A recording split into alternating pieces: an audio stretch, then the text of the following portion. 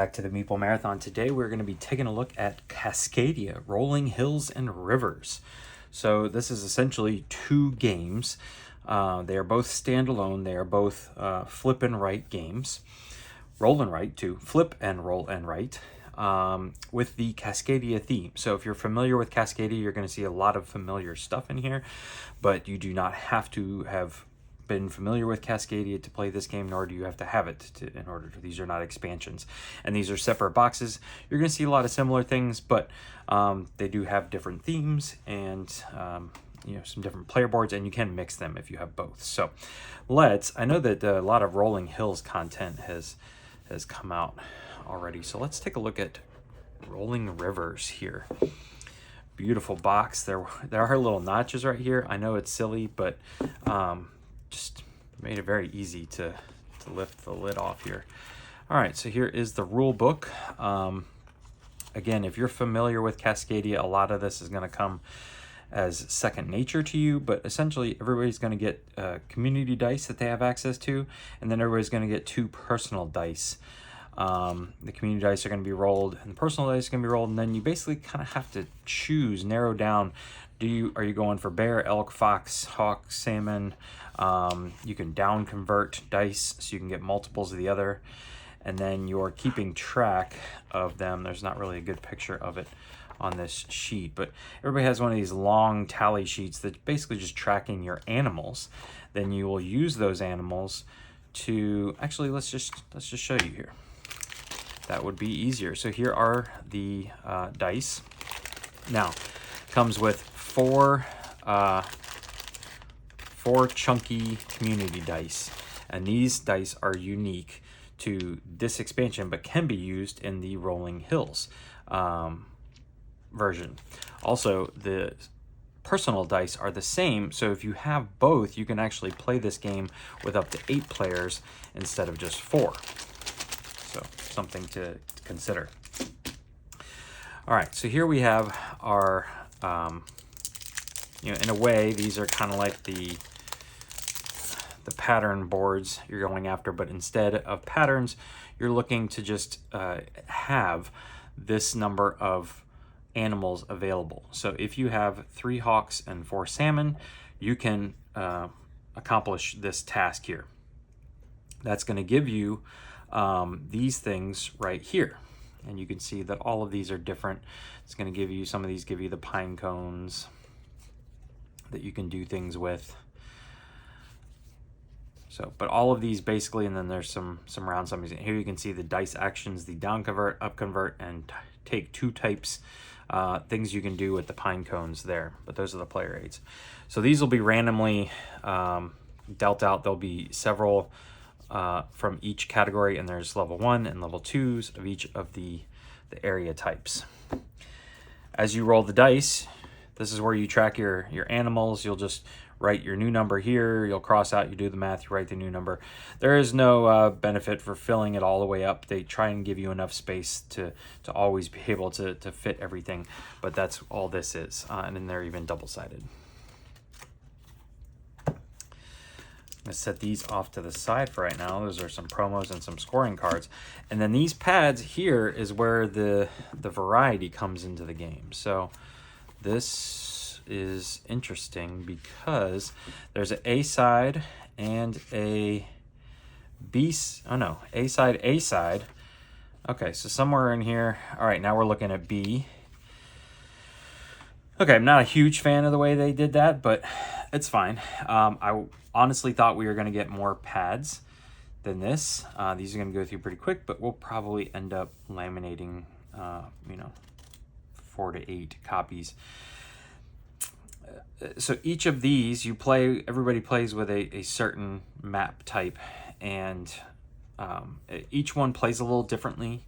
I don't know all the rules for each of them, but this is where you would be writing in, say, your 1 and your 2. And so each one of these has various ways. You probably would write the 2 here because it's a mountain region, or maybe you get to fill in 2 with, say, a level 1, or maybe you get to say, all right, I've got 1, 2, 3, 4 salmon, so I'm going to put maybe salmon here and create a run of salmon. Things like that. And then, like I said, each of these is going to play a little differently. So here is B. Again, here you're just moving right to left, trying to get to the end, because then you can enter into this bonus row here. But as you X around things, if you circle something, you're going to gain that bonus. If you surround on all four sides one of these bonuses, you gain that bonus. The suns and the rain come down here, and you can pick essentially 2 things from each one of these boxes. Let's see what C looks like. C looks a lot more like what your board may look like in actual Cascadia. This looks like a giant game of Cascadia. But again, as you circle stuff, you're scoring points here. And then if you fill up certain areas, you get additional points. And then last but not least, let's do it this way. And then we have here where I believe here you're trying to fill out each of these sections individually, and you score. Well, no, I take that back. Here you are scoring. This is probably what is most closely related to the actual game of Cascadia, where you're scoring the various patterns and how you do stuff. And they've already given you your areas, but you get to decide where you put your animals. You know, certain animals can only go in certain areas, like the water here is only going to, you know, you're going to put salmon in the water or hawks above the water, things like that. Anyways, so that's Rolling Rivers. Now, what we're going to see here, actually, I'm not done yet. I forgot about these cards. So these cards are going to give you bonuses and things like that, or ways to use wilds and whatnot. So you're going to randomly draw out, I think it's 4 of these each turn, and the white ones are going to go below the cards as they come out. These big cards will come out 4 at a time, or 1, and then up to 4, and then one will get pushed off the end. If you accomplish one and there's one of these below it, you get this bonus. So if you accomplish this turn, you would get this bonus, and then the next turn it's going to be here, and so you would get double salmon. So maybe you want to wait. You don't have to do that. And then these up top just make fulfilling that task a little easier. So these all look the same on the back, but you'll randomly shuffle them up. Any blues will go on the top, any whites will go on the bottom. Every card will only ever have 1 of these. And I'm assuming this little promo pack here for Rolling Rivers is just more of these cards. So in case you were wondering what comes in the promo pack here, appears to be some just additional rules, three extra rules here. And here we have a start. Interesting. So these are use, then flip. Forces of nature. Okay, so this is a whole nother. Here we have some new cards, just of the completion cards. But let's see what Forces of Nature says. 10 unique asymmetric Forces of Nature player power cards, 3 unique completion cards. Forces of Nature mini expansion adds 3 unique completion cards that can be mixed in with the rest of the game, yada, yada, yada. And then it says here, the 10 unique asymmetric Forces of Nature player power cards may be used in any game of Cascadia rolling. At the beginning of the game, shuffle the 10 cards and deal 2 randomly to each player. Players choose the 1 card they wish to use for the game and then discard the other. Okay, so what does this last thing say? Players may, once per game at any time, decide to use their player power by carrying out the action, then flipping their card over to indicate they have used it. Okay, so this must be probably spend a hawk and 2 cones, and you're going to convert nature tokens to any animals 1 for 1. So if you've accumulated a lot of nature tokens, this would be a great way to just get a whole bunch of animals. Here's another one. Looks like you're going to need any animal, an elk, 2 salmon, and a pine cone. Convert any 2 animals into 1 bear any number of times. Okay, because bears are the rarest. Here you can see when completing a habit card, use its completion card plus another completion card. You need an animal and a fox to complete that. So interesting. Hopefully there's a little bit more clarification of what this symbology means. Maybe in the rulebook, maybe online somewhere. But there you go. So that is everything for Cascadia Rolling Rivers. Now, clean this up a little bit here. This next box is going to look very similar.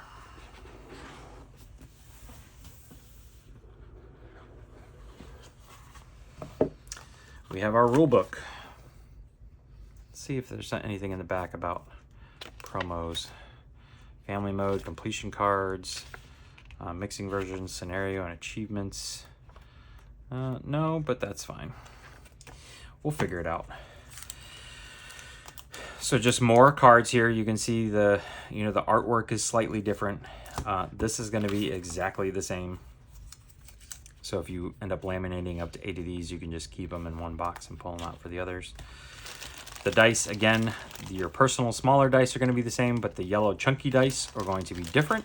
You can play with these yellow dice with rolling rivers, and anybody can play with these single dice, meaning you can play up to 8 players if you have both copies. We've got more of this stuff. We will take a look at the promo stuff just to see what it's all about. And we'll also take a quick look here at, you can see this is very similar here. Actually, it almost looks identical. The little flavor text down here is different, but let's see what B looks like. B looks the same here. Okay. We're still on B. Here's C. C also looks the same. Maybe slightly different orientation of things. And then let's see what this one looks like. Yes, this one essentially looks the same, but there's definitely different chunks of land in various places. The other one had the river kind of cutting straight across like this. This one has the river cutting top to bottom. And then last but not least is our little promo pack of cards. This is how they get you. This is how they get you to do the Kickstarter. They say you will never see these again. All right, and these are summit goals. Okay. So let me just read these real quick. This says 3 unique completion cards. We don't need that. 10 unique summit goal cards may be used in any multiplayer game of Cascadia rolling. Shuffle the 10 cards. Place them face up within easy reach. Summit goal cards provide bonuses to the players who meet the conditions listed on the cards. Immediate goal card, cards 1 through 5. Rewards are collected by the first player to meet it and any other player. When any player meet the conditions of the card, they immediately gain the rewards and record them on their tally sheet. If a goal card was completed by 1 or more players at the end of the round, it is flipped over so that it may not be completed in a future round. Game end goal cards rewards are collected by 1 or more players who complete the goal at the end of the final round. So there we go. So this is just giving you there's some end game ones there. So this one's saying first to fully complete any habitat. That's probably going to have to be on one of these later boards here. This one says first to have 4+ animal types for each wildlife type. Okay, you're going to get an animal of your choice and 3 pine cones. This one says have the most leftover nature tokens at the end of the game. You'll get to cross out 2 habitat tiles, I guess. Same thing with up here. Have the most leftover elk and salmon at the end of the game. And so remember, you are tracking your animals here and crossing them out. So you want to have the highest number of elk and salmon, probably cumulatively for that card, still on your sheet there. And that's how they would track that. So, all right, ladies and gentlemen, not a very long unboxing, but hopefully that was helpful to you in helping you see what they are offering in Cascadia Rolling Hills and Rolling Rivers.